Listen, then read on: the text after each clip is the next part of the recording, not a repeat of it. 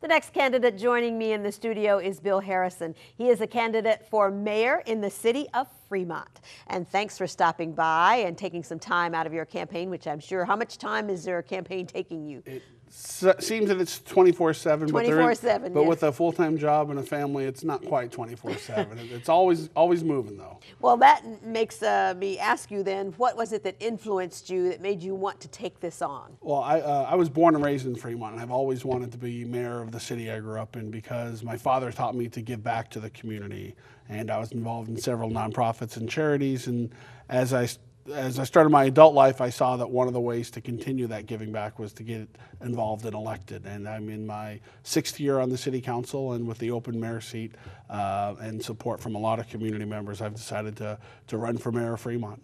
Now, I assume that some of your prior experience as a city council member is one of the things that you think qualifies you for this job, but give me some of your other qualifications, what uniquely qualifies you to be mayor. Sure. Besides 6 years on the city council, I've spent 5 years on the planning commission before that. I'm a CPA with a business in Fremont, so I work with several businesses and individuals within Fremont and the Bay Area, so I know what businesses are going through now. And as we know, it's not the greatest time. I think we're seeing a slow recovery up there.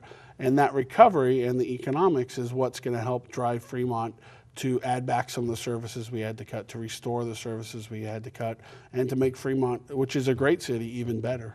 So that is one of the big issues. That was my next question I was going to ask you. What are the issues you see? So recovering from the economy has to be So what are some one. of the other issues you see facing Fremont, and how do you plan to address them? Well, it all folds back, I think, a lot to the economy. We have an unmet needs of our roads. We need to spend $50 million, and we've been spending $15 million on our roads, which I put the analogy to people, it's like a credit card debt. If you owe 50 and you're only paying 15, that balance is going to keep getting bigger. We need to address that, which needs money. And where does that money come from? Everybody today is, where does the money come from? Well, it comes from creating jobs within Fremont to open up the environment so people can come to Fremont to work, and then bring retailers. And one of the things I've been active doing is recruiting businesses to come to Fremont. I've helped along with a team with economic development to bring Sunflower Markets to Fremont, to bring a new Target to Fremont, to bring Century Theaters to Fremont.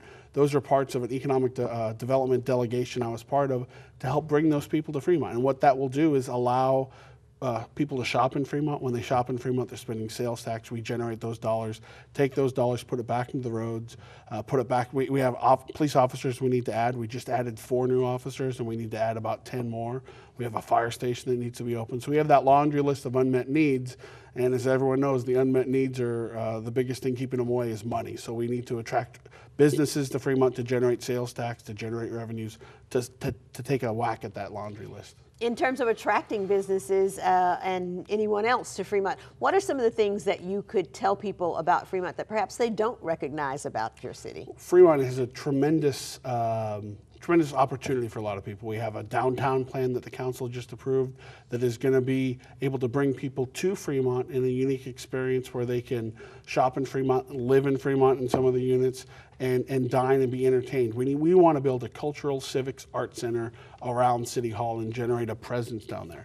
We have a tremendous opportunity in the South Warm Springs area where the BART to Warm Springs station is coming, the former NUMMI site. We all know Tesla's down there, but there's 850 acres of untapped resources. It's basically the size of the financial district of San Francisco. Huge opportunity, probably one of the biggest opportunities on the West Coast. And as mayor, I want to make sure that we champion bringing not just jobs, but economic prosperity to that area, to our region, and to the state. What's the most important thing you've learned about yourself during this campaign?